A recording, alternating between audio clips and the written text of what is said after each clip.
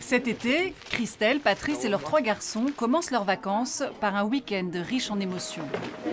Bonjour. Donc, vous avez une réservation pour 2 jours de parc, une nuit aux îles de Clovis pour 2 adultes et 3 enfants. Un hôtel qui porte le nom d'un illustre roi des Francs, un décor de film d'époque. Les Mazières s'apprêtent à voyager dans le temps, dans un parc d'attractions pas comme les autres. Mais ça commence à 5 minutes, donc il faut se presser un peu. On n'est pas rendu.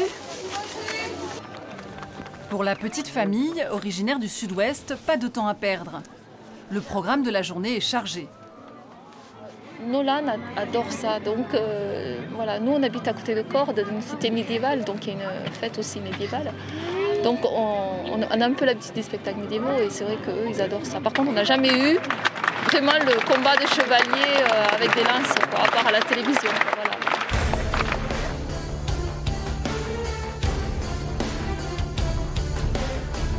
Ici, pas de grand 8, mais des combats de chevaliers grandeur nature.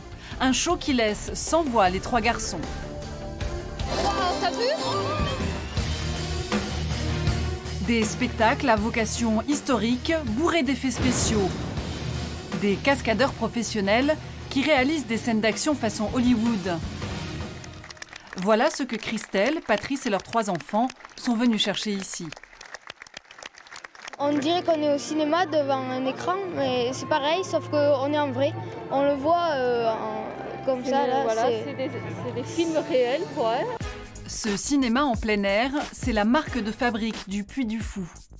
Un parc historique implanté à l'ouest de la France, en Vendée, à quelques kilomètres de Nantes. Comme la famille Mazière, 1,5 million de visiteurs vont se presser tout l'été dans ce parc d'attractions pas comme les autres. Ici, pas de manège à sensations, mais des spectacles vivants dédiés à l'histoire et répartis sur un domaine de 300 hectares.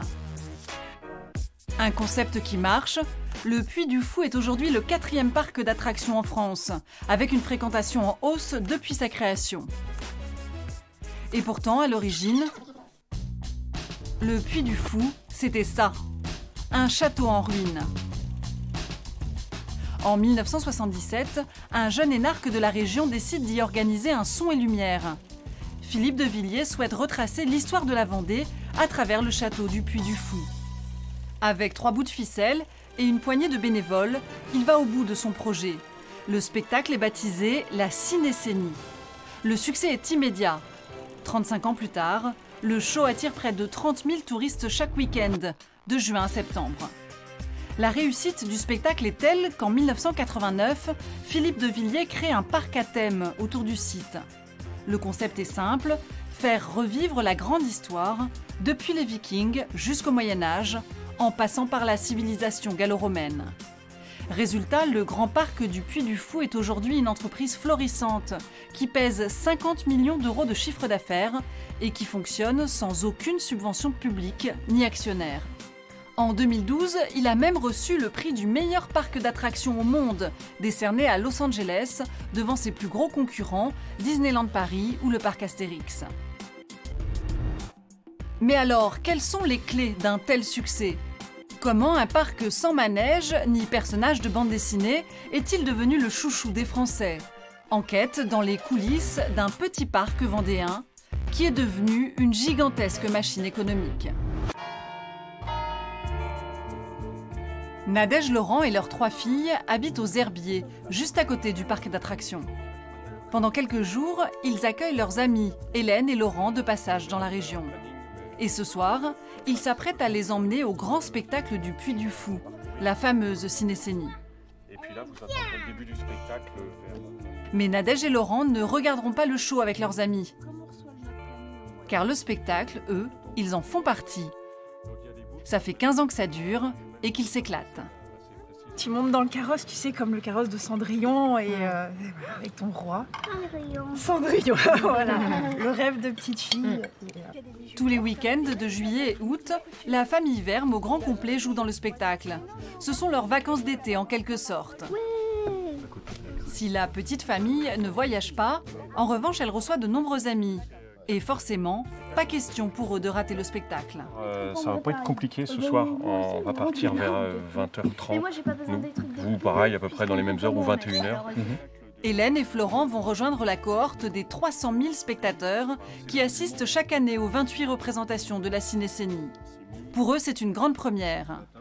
Mais ce qui les surprend beaucoup, c'est que la famille Verme joue dans le spectacle de façon totalement bénévole. Et c'est le cas d'ailleurs de tous les acteurs et techniciens du spectacle du Puy du Fou. Ils ne touchent pas un centime pour leur travail. Pourtant, le show est payant et attire des milliers de spectateurs. Alors pour le moment, leurs interrogations ne portent pas vraiment sur le côté artistique. Des soirées à 10 ou 14 000 personnes, ça a forcément quand même des retombées financières. Qui gère ça et à qui ça profite? Quand même, il y a quelque part une notion de profit quoi, qui est engendrée par ça. Tu vois ce que je veux dire? Déjà, il y a pas mal de frais, que ce soit les 800 artifices. Ça coûte, tous les frais de fonctionnement. Les frais de fonctionnement, l'entretien des chevaux, l'alimentation des chevaux. Ouais. Donc déjà, il faut déduire ça. Et après, tout cet argent qui reste après le spectacle, c'est réinvesti dans des nouveaux projets. Non seulement les bénévoles ne touchent rien, mais en plus, ils doivent s'engager à participer à un nombre minimum de représentations pour faire partie de la vaste troupe du spectacle. Au total, plus de 3000 habitants de la région travaillent ainsi gratuitement pour le show. Ils s'appellent entre eux les Puy-Follets. Les Vermes consacrent la quasi-totalité de leur été au spectacle. Pour rester Puy-Follets, les comédiens amateurs doivent participer à un nombre minimum de représentations. Tu n'es pas obligé de faire les 28. Tu en fais 15, tu en fais 22, tu en fais 28 selon les disponibilités. Le minimum, on va dire le minimum syndical pour avoir sa carte renouvelée l'année d'après et pour pouvoir rester Puy-Follet, c'est d'en faire 15. Il est temps pour la petite troupe d'acteurs de partir.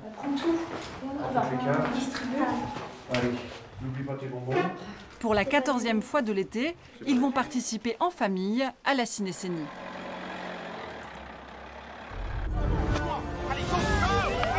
Si les acteurs et les techniciens de la Cinécénie sont des bénévoles, c'est qu'ils sont si nombreux que le spectacle n'aurait pas les moyens de pouvoir les payer. Imaginez, chaque soir, ce sont 1200 acteurs amateurs qui revêtent les costumes d'époque sur une scène grande de 23 hectares. Sans compter une centaine de techniciens, d'habilleuses, de personnel d'accueil et de sécurité, eux aussi tous bénévoles. Petite fille des Ardennes, petite fille vendéenne. Ce sont eux qui donnent vie aux fresques pyrotechniques qui retracent les grandes scènes de l'histoire de la Vendée. Dans les gradins pleins, 14 000 spectateurs. À 25 € le billet d'entrée, la Cinécénie engrange 9 millions d'euros de recettes par an, grâce au dévouement de ces milliers de bénévoles. Alors pour les dirigeants du Puy du Fou, tout l'enjeu, c'est d'entretenir, voire de renforcer le dévouement de ces bénévoles année après année, car c'est tout l'équilibre économique du spectacle qui en dépend. À quelques heures du début du spectacle, les bénévoles se retrouvent dans leur vestiaire, organisé en village d'acteurs. La pêcherie est le plus grand de ces villages. Il regroupe 762 hommes, femmes et enfants, toutes générations confondues. Pour devenir Puy-Follet, il faut être parrainé par 2 membres. C'est une vaste communauté à laquelle certaines familles appartiennent déjà de père en fils depuis 4 générations. Ça va-t-il les jeunes? Monique, ça va, je t'ai pas vu. Ça y va? À la tête de cette vaste troupe, François, une sorte de géo survolté. Chaque soir, il fait le tour des 5 villages pour répartir les 1200 rôles du spectacle avec les coordinateurs de vestiaire. Roro. Oui, François. Ça va? Oui. Alors, effectif homme. Ce soir? Ouais.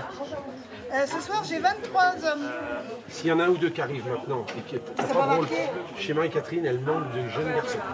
Comme les acteurs sont bénévoles, ils sont libres de venir ou pas chaque soir pour participer.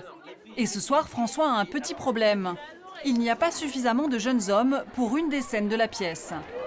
À 1 heure du coup d'envoi, c'est donc la course pour trouver une solution. Ça va les jeunes? Est-ce que tu aurais du rat, mon homme? En jeunes hommes. Oui. Si tu peux, mais en 2-3 de côté. Si t'en as trop, Fred. Mais la Cinécénie offre un gros avantage. Aucun rôle n'est irremplaçable.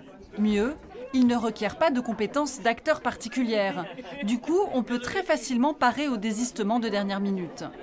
Alors tous les soirs, ou presque, François peut réorganiser le casting en fonction des bénévoles présents. Tous les hommes savent jouer tous les rôles masculins, toutes les filles, tous les rôles féminins. Ce qui nous permet de doubler les rôles le cas échéant. Pour distribuer tous les rôles sans en oublier aucun, François et ses collaborateurs ont élaboré un organigramme incompréhensible pour les profanes. Et ce soir encore, ils ont trouvé une solution. Ah ben alors qu'un Richard pourrait, avec un autre comme William par exemple, basculer chez Marie si elle en a besoin. Tous les rôles sont interchangeables et les bénévoles ne savent jamais ce qu'ils joueront d'un soir sur l'autre. De toute façon, ils n'ont aucun texte à retenir. C'est une bande sonore qui raconte l'histoire du spectacle avec des grandes voix de comédiens préenregistrés. Doucement, la haine retombe. À genoux, les enfants.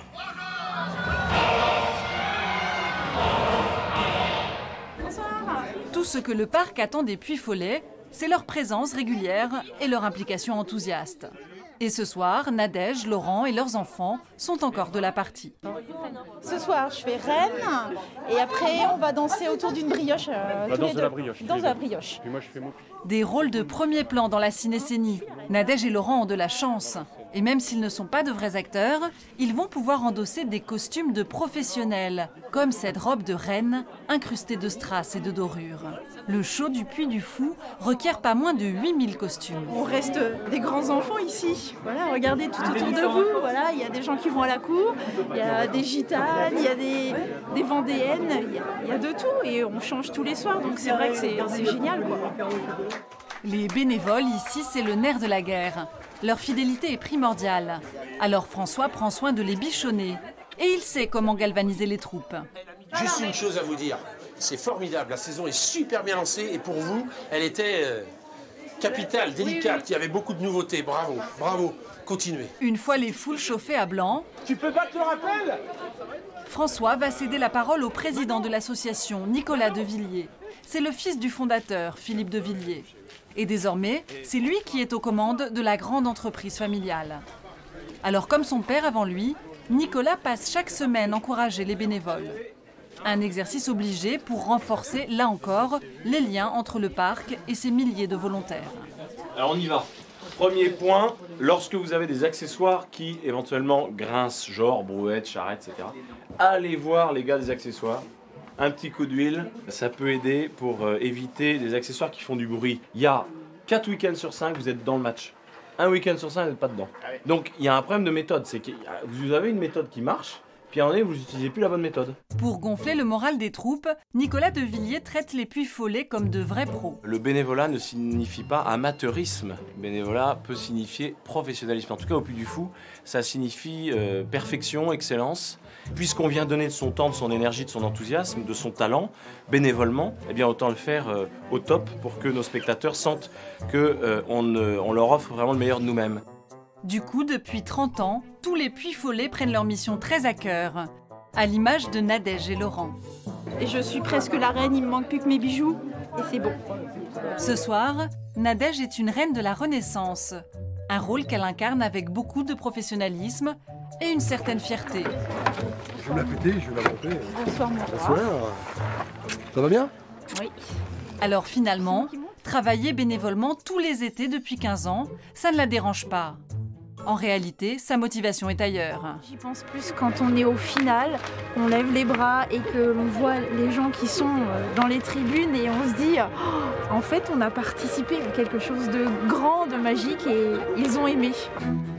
Depuis les gradins, les tableaux composés par les bénévoles n'ont rien d'un spectacle amateur. Le public découvre une mise en scène grandiose qui fait la part belle aux jeux de lumière et au décor. En économisant 3200 fiches de paie, l'association du Puy du Fou peut se permettre de réunir 1200 figurants tous les soirs de représentation. Du coup, elle peut investir 2 millions d'euros, rien que pour les effets spéciaux, comme par exemple l'embrasement spectaculaire du château.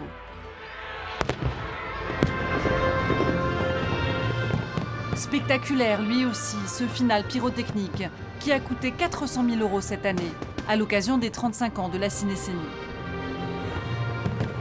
Des investissements qui rapportent. Ce soir encore, les tribunes sont pleines.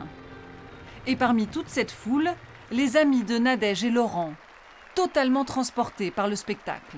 La multitude de personnes qui est partout, toutes les scènes, on peut pas tout voir en même temps, quoi. On balaye nos yeux partout, il y a du monde partout, c'est très surprenant. Chaque année, la Cinécénie rapporterait 700 000 € de bénéfices. Des bénéfices intégralement réinvestis dans le spectacle. C'est le fondateur qui l'assure. Ils se disent, de toute façon, les responsables du Puy du Fou vont réinvestir dans l'œuvre au centime près tous les excédents de la tribune pleine. Et c'est sans doute ça le secret du Puy du Fou. Et pendant que le père rassure les bénévoles sur la bonne gestion des comptes de l'association, son fils Nicolas n'oublie jamais de flatter leurs performances. Une façon de maintenir solides les liens de fidélité qu'ils entretiennent depuis 35 ans. Allô, allô dans les villages. Bonsoir à tous, c'est Nicolas. Mais écoutez, c'était un très bon spectacle. Très belle cinécénie, bravo à tous. On a fait un très beau week-end. Donc, écoutez, on va fêter ça. On va fêter ça avec les Puy-Follets de l'Allée Romaine. Donc, tous à l'Allée Romaine. À tout à l'heure. Allez, ce soir, l'Allée Romaine, je vous entends plus, vous êtes toujours là. Tout l'été, les responsables du Puy du Fou organisent des fêtes réservées aux bénévoles. Après chaque représentation, ils se retrouvent dans les coulisses du spectacle qui prennent soudain des airs de village de vacances. Ces fiestas sont financées avec les excédents de l'association. Une manière de souder les armées de bénévoles et de s'assurer leur indéfectible soutien. Ce soir, c'est l'Allée Romaine qui reçoit. Nadège, Laurent et leur petite famille n'auraient loupé ça pour rien au monde.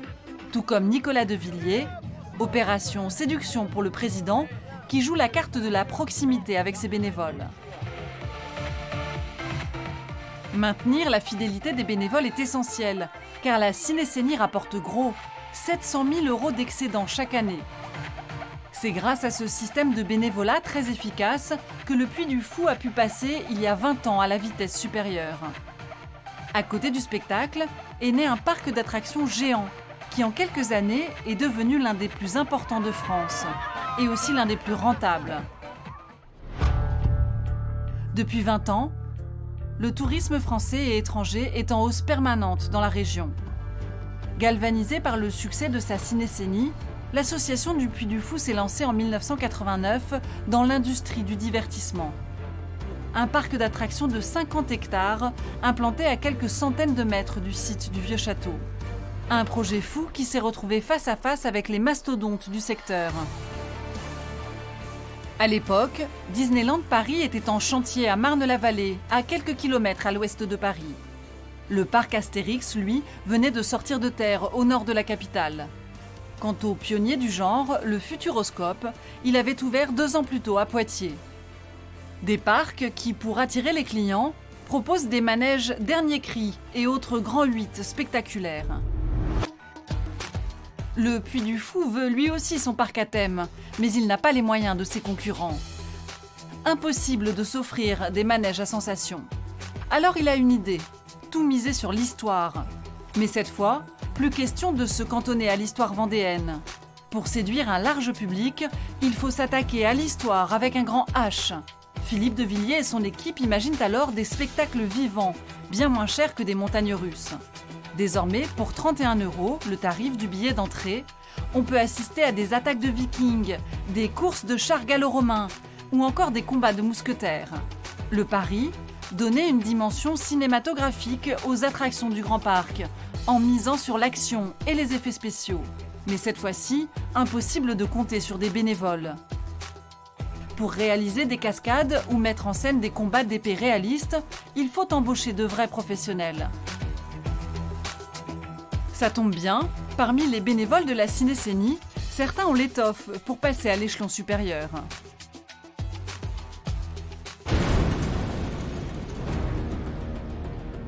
Une attaque de vikings hyper réaliste. C'est l'un des premiers spectacles apparus dans le parc du Puy du Fou il y a 15 ans. Combat d'épée, effets pyrotechniques et cascades, il faut près de 30 acteurs pour faire fonctionner le show. Et au milieu du tumulte, Un homme qui se bat comme un beau diable. Un cascadeur professionnel qui fait partie des 130 salariés permanents du parc. Pourtant, il y a 20 ans, Antoine était un de ces puits-follets, c'est-à-dire un bénévole du spectacle estival. À 32 ans, il est désormais responsable d'une équipe d'une 50aine d'acteurs, tous saisonniers ou intermittents sur le Grand Parc. Bon, celle-là, elle est faite. Elle s'est bien passée. Il n'y a pas d'erreur majeure. D'un point de vue technique, artistique, tout a bien fonctionné sur ce spectacle. Est-ce qu'il y en a qui ont eu des soucis particuliers? C'est le moment de le dire. Soucis costumes, soucis accessoires, bien remonter les informations. Allez, on se remet dedans. La prochaine est à 15h30. Bon courage à tous. C'est reparti. Merci. Début d'une longue journée pour ces cascadeurs. Hop. Cheval en feu. Chaque jour, ils peuvent jouer jusqu'à 5 représentations. Alors, entre chaque spectacle, Antoine fait répéter toutes les chorégraphies et cascades qu'il a lui-même inventées. Tout petit, Antoine voulait devenir chevalier. Alors ce job, c'est un peu l'accomplissement d'un rêve de gosse. Il faut dire qu'il est tombé tout petit dans la potion du Puy du Fou. Taco, pas peur, crie quand tu arrives sur moi. Ouais. Comme je saute, je regarde Cybèle. Comme ça, je sais à peu près où tu es. D'accord. Il se trouve que ma grand-mère faisait déjà partie de l'association du Puy du Fou depuis 1978. Et elle était couturière, et donc elle a toujours participé à la création des costumes. Donc en vacances, avec mes cousins et cousines chez ma grand-mère, on allait avec elle jouer dans les costumes. Très vite, j'ai voulu jouer uniquement dans les costumes des chevaliers, évidemment. Antoine est donc un pur produit du Puy du Fou. D'abord bénévole quand il était enfant, il devient saisonnier sur le parc à 16 ans. Il est encore adolescent lorsque la direction lui confie les rênes d'un spectacle qui vient de naître, l'attaque des Vikings. Plus tu peux le garder dans la main et l'agiter, et plus c'est joli. 15 ans plus tard, il est non seulement manager d'une équipe de cascadeurs, mais aussi responsable de l'un des budgets les plus importants du parc. C'est un spectacle qui coûte de l'argent, bien évidemment. Budget fonctionnement, on va tabler sur un budget qui va frôler les 100 000 € de fonctionnement pour une année complète. Et puis en investissement, ça va évoluer d'une année sur l'autre en fonction des nouveautés qu'on souhaite faire sur le parc. Mais on investit par exemple cette année à peu près 50 000 € sur le spectacle. De l'argent principalement investi dans les effets spéciaux. Tu fais une fois sans combat et après on le refait avec le combat. Comme ce tremplin mécanique qui se déclenche quand le comédien marche dessus. Surtout le plus important, la jambe droite, tu la laisses pendre. C'est ce qui fait vraiment, qui va donner vraiment l'impression que tu es tracté par le pied. Et si tu as envie de nous lâcher un beau cri, c'est encore mieux. Antoine obtient ainsi des cascades dignes des films à gros budget. En revanche, côté salaire, rien de mirobolant.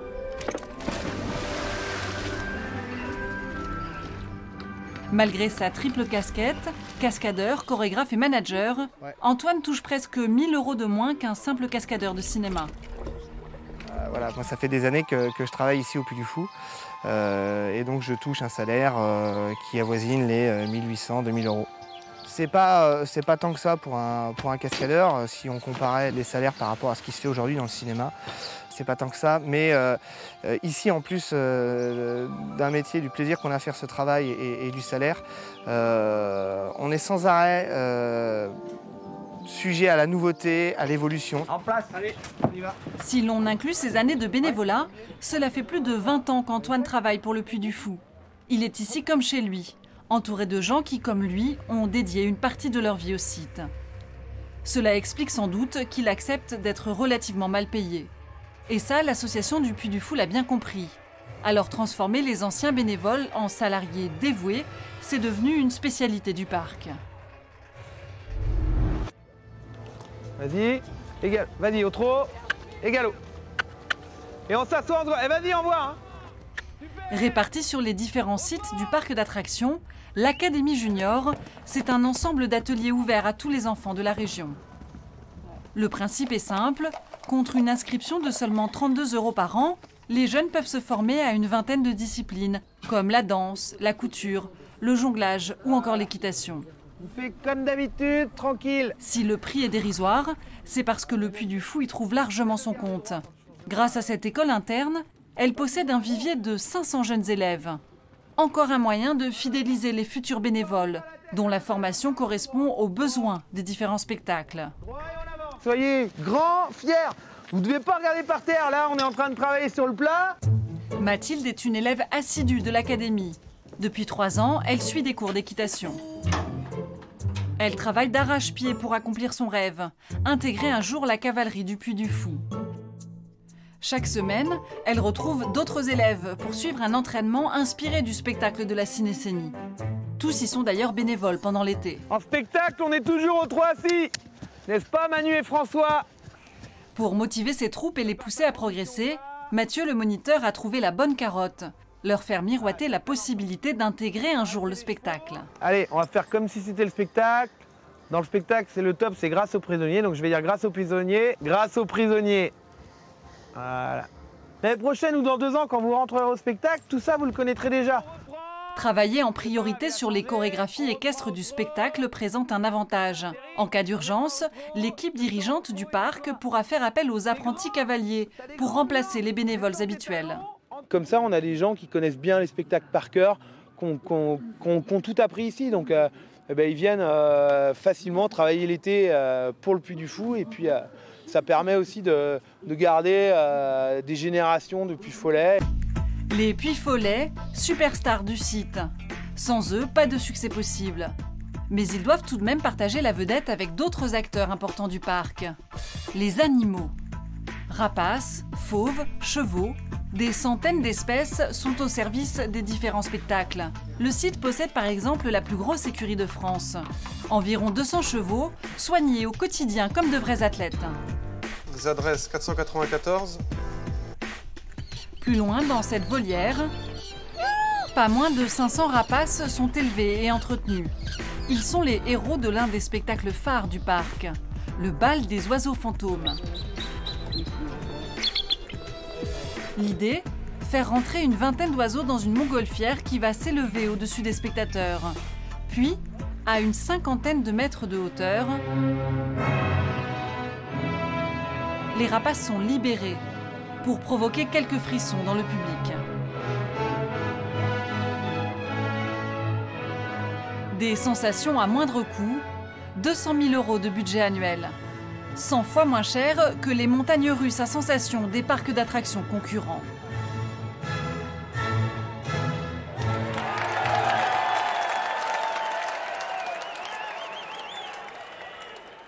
L'intérêt du grand public pour les spectacles animaliers est une aubaine pour les dirigeants du Puy du Fou.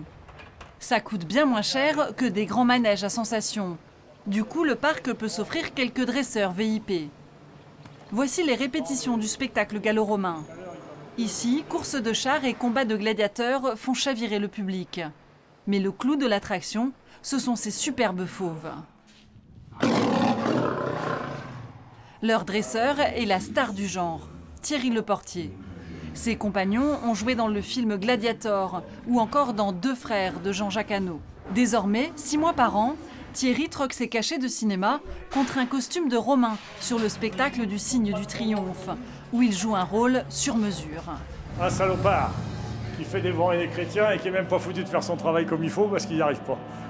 Donc je me fais traiter d'incapable 240 fois par saison. L'habitué du grand écran se glisse dans ce rôle ingrat depuis bientôt 12 ans. Au départ, c'est son envie d'aller vers le spectacle vivant qui l'a attiré au Puy du Fou. Mais aujourd'hui, Thierry Leportier a quitté Paris pour s'installer en Vendée avec ses 60 fauves. Comme il y avait longtemps que je voulais faire ça, puisque avec un ami à moi, on avait écrit tout un spectacle qui devait se passer dans des arènes. Mais comme on n'était pas des bons commerciaux pour aller voir les villes qui ont des arènes, puis ça présentait trop de problèmes, d'un seul coup, on m'offrait une arène sur un plateau, quoi. Donc évidemment, j'ai dit oui. Ce qui a motivé Thierry, ce n'est pas tant de jouer la comédie que de jouir d'une liberté que le cinéma ne pouvait pas lui offrir.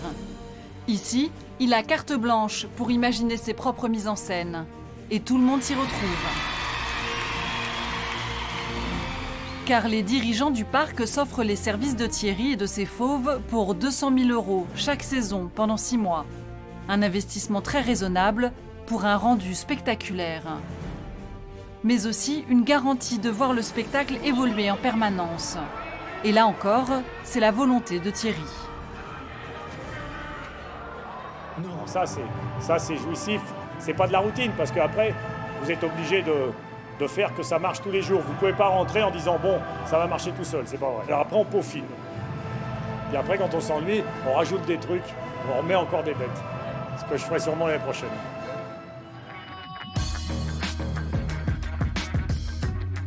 Tout l'enjeu pour ces machines à divertir les foules que sont les grands parcs d'attractions, c'est d'attirer toujours plus de visiteurs et surtout de les faire revenir. Pour cela, il faut sans cesse innover, surprendre, proposer de nouvelles sensations. Et le Puy du Fou ne déroge pas à la règle.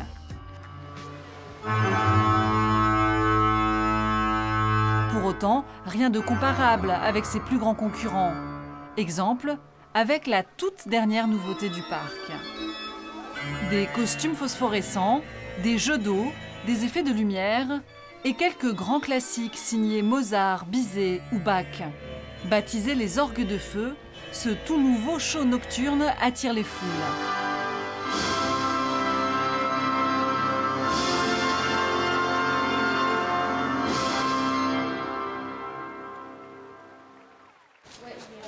Magnifique. En coulisses, Laurent Tard, le directeur artistique du Puy du Fou. Il est à l'origine de ces costumes atypiques. Des pièces de haute couture qui ont demandé des heures de travail pour installer ces centaines de LED qui s'allument chaque soir de la saison. Des costumes luminescents et étanches qui doivent être sans cesse vérifiés pour le bon fonctionnement du spectacle. On avait un problème de connexion hier soir? Ouais, mais ça a été révisé ce matin, donc c'est bon. Ça venait d'où? Ça venait en fait d'une des ampoules en fait qui était HS. Donc la régie a refait toutes les soudures. D'accord. La plus grosse partie de l'investissement de départ, c'est ici qu'elle a été dépensée. Dans la construction de ces coulisses aménagées sous le lac. Les concepteurs ont imaginé un système ingénieux pour permettre aux pianistes de rejoindre le centre de la scène. Donc voilà. Bon, moi j'y vais.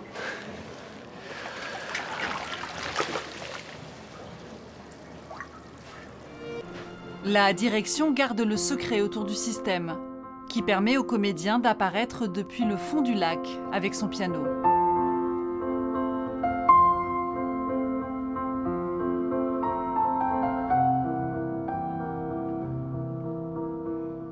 Ensuite, la muse et les ballerines rejoignent le pianiste grâce à un système de rails installé juste sous la surface, pour donner le sentiment qu'elle marche sur l'eau.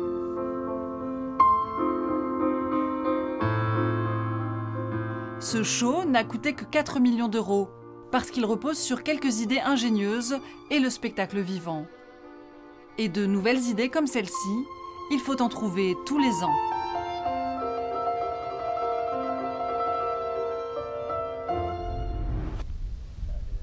Allez, go, les gars. Car depuis 1989, c'est presque devenu un rituel. Chaque fin de saison, l'équipe dirigeante du parc imagine les nouvelles créations pour la rentrée suivante. Alors j'ai essayé moi-même le machin l'autre soir, ce qu'on va voir là, le truc de la sirène. Scénario, mise en scène, effets spéciaux, les Villiers, père et fils et leur équipe sont présents à chaque étape de l'élaboration. Ils investissent chaque année entre 9 et 15 millions d'euros, loin des dizaines de millions que les autres grands parcs injectent dans leurs nouveautés. C'est un sous-marin, c'est un engin sous-marin qui est un propulseur, rien à voir avec l'autre truc. Au programme ce matin, le test d'une nouvelle technologie destinée à la prochaine attraction sur le Grand Lac. Fais-nous un petit tour. Le rail est là pour guider, mais t'as pas besoin d'un système. En fait, c'est des trucs d'approche discrète des militaires. Oui, puis non, puis pour les visites aussi dans les mers du Sud. Pour les voir en l'occurrence, celui-là est vendu à l'armée. Les patrons ont donc imaginé un nouveau spectacle aquatique. Dans l'eau, Antoine, le responsable des cascades, essaye une machine censée reproduire le mouvement des sirènes. Vas-y là, vas-y. Je suis convaincu du truc. Non, vas-y, fais des tours là-bas. Cette technologie a de quoi séduire les patrons. Elle produit l'effet ondulatoire recherché pour un prix très abordable. Elle ne coûte que quelques dizaines de milliers d'euros. Un argument de poids pour l'équipe dirigeante. Car depuis sa création, l'entreprise fonctionne sans subvention publique ni actionnaire. Alors dès qu'il s'agit d'imaginer une nouvelle attraction, il faut faire en sorte de limiter les coûts. Et pour ça, tous les moyens sont bons. On passe notre temps à détourner des technologies existantes et à aller chercher des gens de l'industrie aéronautique, de l'industrie automobile, enfin de plein de sortes de métiers différents. Et ensuite, on crée des hybrides, des prototypes qui permettent à nos machineries de donner vie à un effet. Voilà. Les 3 hommes sont convaincus par cette torpille militaire. Elle sera bien au cœur de la prochaine attraction. Ses pieds, c'est la queue de la sirène. Allez, c'est bon, c'est concluant. Ouais. L'appareil devrait permettre de faire apparaître une sirène au milieu du lac pour le nouveau grand spectacle de cette saison. Le spectacle sera dédié à la légende des chevaliers de la table ronde, où le roi Arthur et Merlin l'Enchanteur devraient tenir la vedette. Attends, je te raconte le truc, je te raconte la scène. Lui, il balance son épée là. Oui. Non, il la balance là, pardon. Oui, et il court et il va pleurer là. Ouais. Il va pleurer. Et là, la sirène apparaît devant lui. Ici, pas de professionnels du cinéma ou de scénaristes. Philippe de Villiers et son fils adorent raconter des histoires, quitte à broder un peu sur la légende. On l'a l'idée là.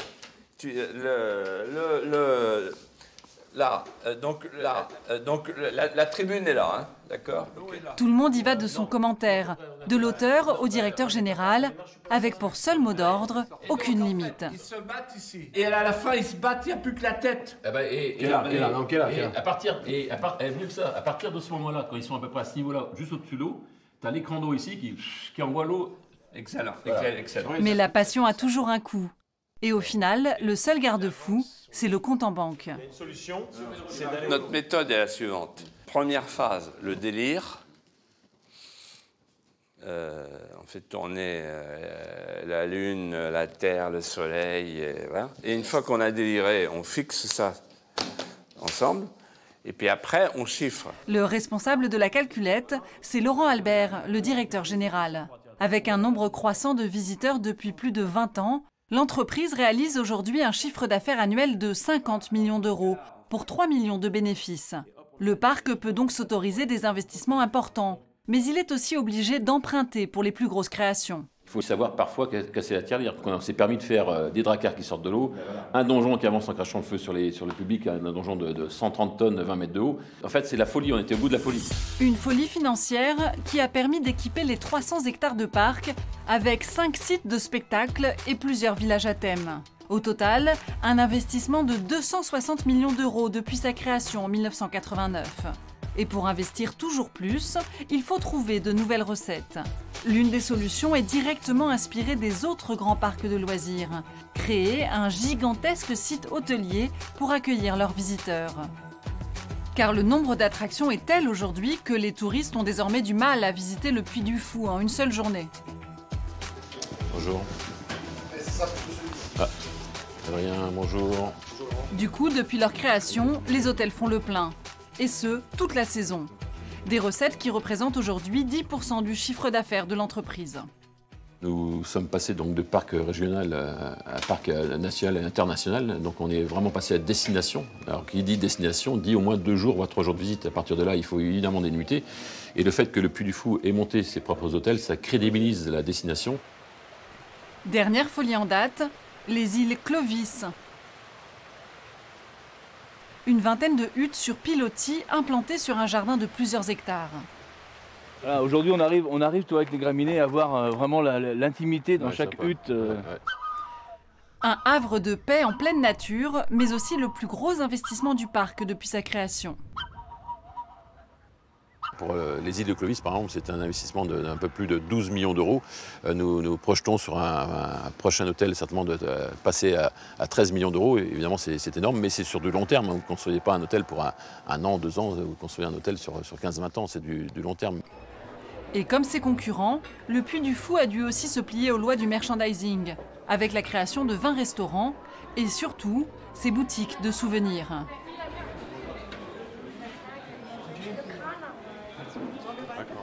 À l'entrée du parc, un passage inévitable pour les touristes. Le bourg 1900, un grand village reconstitué façon Belle Époque, avec ses animations. C'est pas vrai! Et il joue de la musique en plus! Son vieux manège. mais surtout ses boutiques, déguisées en petits commerces du début du XXe siècle. Boulangerie, photographes, confiserie et marchands de jouets. À l'intérieur, pas de surprise. On retrouve les objets souvenirs classiques de tout parc d'attractions. T-shirts, déguisements, casquettes made in China et DVD des spectacles. Je sais pas ce qu'on a fait hier, ça a été. Alors hier, ça a été, on a fait à peu près pas loin de 40 000, je crois, 35 000, 40 000. Voilà. Des produits qui rapportent chaque année plus de 4 millions d'euros au parc. De toute manière, nous sommes obligés de proposer donc des souvenirs, ne serait-ce que les fameuses cartes postales ou les DVD, à tous nos visiteurs qui veulent ensuite vendre leur expérience vécue ici au Puy du Fou à leurs amis, à leur famille en rentrant chez eux. Et bien sûr, au village, on met un point d'honneur à valoriser le savoir-faire de la région. Des plats typiquement vendéens. La fameuse mojette vendéenne, qui se vend très bien aussi. Artisanat local et produits du terroir, la région est toujours à l'honneur dans les boutiques. Et ça, c'est partie des produits types, effectivement, qui ont été faits en collaboration avec des partenaires, avec un partenaire du Puy du Fou, donc qui fait des produits dédiés au Puy du Fou, vendus spécifiquement ici sur le Grand Parc. Des produits locaux, mais aussi des savoir-faire de la région, car le Puy du Fou accueille des artisans dont il a quasiment permis la survie. Bonjour. Salut Jacques. Ça va? Non. Bonjour. Chez les Manceaux, on est tonnelier de père en fils. Depuis 6 ans, Jean-Yves et Maxime tiennent une boutique dans l'un des villages du parc. Tous les jours de la saison, ils exposent leur savoir-faire aux visiteurs curieux. La partie du façonnage, c'est la partie la plus importante. C'est celle qui va nous permettre de donner la dimension du tonneau, donc son volume, et surtout l'étanchéité. Ça montre le patrimoine français, donc c'est bien pour les enfants, surtout de leur montrer tout ça. Par rapport à Disney, je trouve que c'est quand même pas mal. Voilà. Des visiteurs sous le charme, l'artisanat et le patrimoine comme attraction, il fallait y penser. Comme la vingtaine d'autres artisans du parc, Jean-Yves et Maxime ne sont pas des salariés, ils sont locataires. Leur boutique leur coûte 1 000 € par mois. Mais ici, ils deviennent à leur tour des attractions pour les touristes du parc. Et ça, c'est plutôt bon pour les affaires. Pour la réussite de l'entreprise, c'était quasiment indispensable de venir ici. Sinon, je pense que l'entreprise n'aurait même pas vu le jour. Parce que ça aurait été très très difficile. On s'aperçoit que partout ailleurs, les petites tonneries comme les nôtres ont disparu. Si nous on est restés, c'est pas forcément parce qu'on est les meilleurs, c'est parce qu'il y a le Grand Parc à côté de chez nous. C'est peut-être aussi parce qu'on est les meilleurs, quand même. Peut-être pas l'oublier non plus. Grâce au parc, ils ont même développé leur activité. En plus des tonneaux, ils proposent désormais des objets souvenirs et du mobilier. Les ventes réalisées au Puy du Fou, c'est 40% de leur chiffre d'affaires. Une véritable vitrine pour l'entreprise familiale. Il y a ce qui est directement lié au Grand Parc, ce qu'on vend ici, mais il y a aussi les rencontres qu'on fait. Et puis des nouveaux clients qui n'ont rien à voir avec le Puy du Fou, mais qui nous ont rencontrés ici. C'est un lieu de rencontre, en fait, le Puy du Fou. Mais cet arrangement avec le parc a un prix.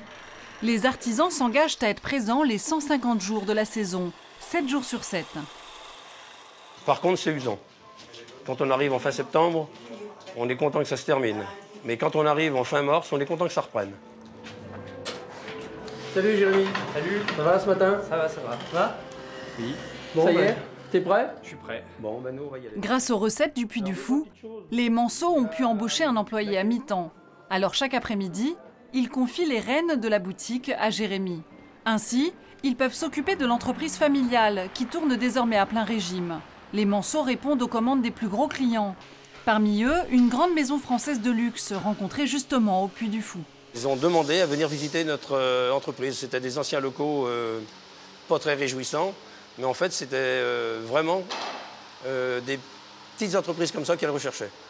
Donc on a fait des prototypes et tout, et le produit leur a plu, et maintenant les commandes viennent régulièrement tous les ans. Avant la tonnerie Manceaux, ça n'existait pas.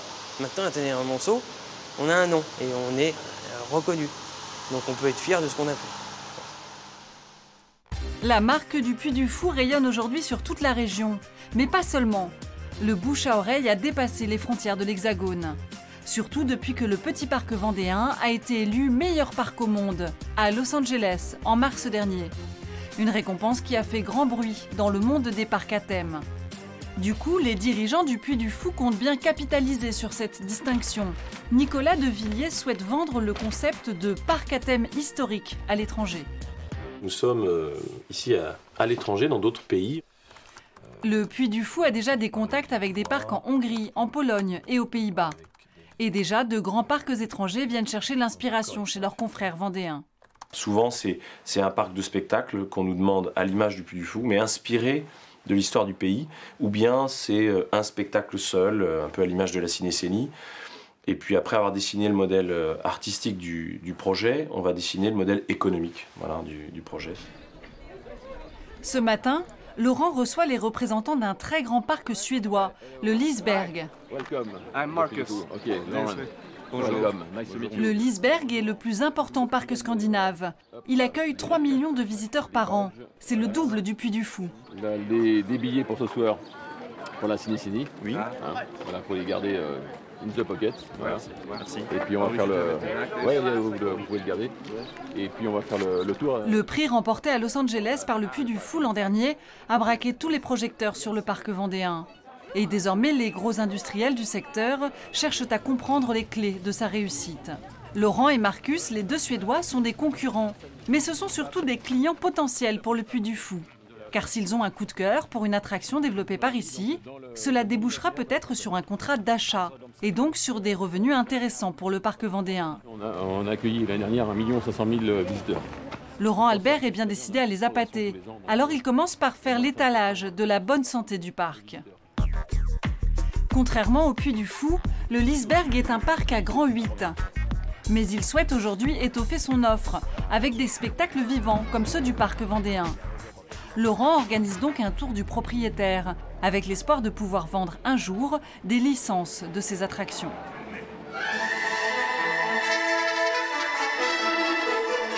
Au signe du triomphe, les combats de gladiateurs et les courses de chars impressionnent les invités de Laurent. En quelques minutes, les Suédois se prennent au jeu.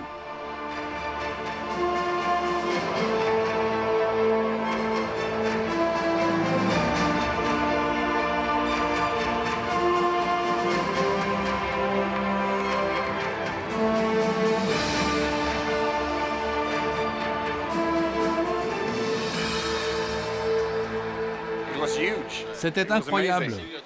Incroyable. On a été époustouflés par le spectacle. Un petit détour par les coulisses pour féliciter les comédiens. Mais la visite ne s'arrête pas là. On pensait que cela serait grandiose, mais c'était bien plus. Laurent entraîne ses invités sur les attractions les plus impressionnantes. Et en guise de bouquet final, l'attaque des Vikings. Une histoire qui a toutes les chances de séduire les Suédois. Tout se passe bien jusqu'au moment où les méchants Vikings, les méchants Suédois arrivent sur scène. Laurent chouchoute ses invités. Mais si la visite a des airs de virée amicale, l'intérêt commercial est toujours bien présent. Le spectacle des Vikings offre notamment une mise en scène des plus spectaculaires, avec la sortie d'un dracard depuis le fond des eaux. Les Suédois saluent la prouesse technique, une technologie exclusive qui pourrait très bien se vendre à l'international.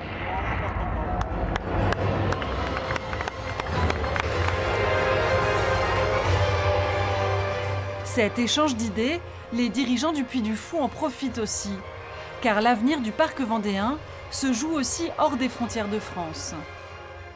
Nous, quand on se déplace, on va très rapidement visiter l'ensemble des coulisses. Donc c'est de tradition, bien sûr, dans notre métier, d'avoir des échanges intelligents, professionnels. Voilà. Et ce qui nous intéresse, évidemment, ce sont les spectacles. Donc c'est la technicité, c'est l'originalité. C'est comme un peintre. Plus vous avez envie de peindre, plus vous voulez découvrir d'autres tableaux. Donc ici, c'est la même chose. Il faut voir, revoir, il faut bouger. Et il ne faut pas rester les deux pieds dans le même sabot, comme on dirait ici en Vendée, quoi. Fin de la tournée pour Marcus et Joël. Cette année, le nombre de demandes de visites venues de parcs étrangers a augmenté de manière significative. 23 ans après sa création, le parc du Puy du Fou est entré dans la cour des grands. On entend parler du parc du Puy du Fou tout le temps. Tous les professionnels disent « on devrait faire ceci comme au Puy du Fou, on devrait faire cela comme au Puy du Fou ». Donc on n'avait pas le choix, on devait venir. Parce que tout le monde en parle, je vous l'assure. Le Puy du Fou jouit désormais d'une reconnaissance internationale que lui envient ses plus gros concurrents. En concoctant des spectacles vivants à dimension historique, il a su séduire le grand public. Et 23 ans après sa création, le parc du Puy du Fou est entré dans la cour des grands.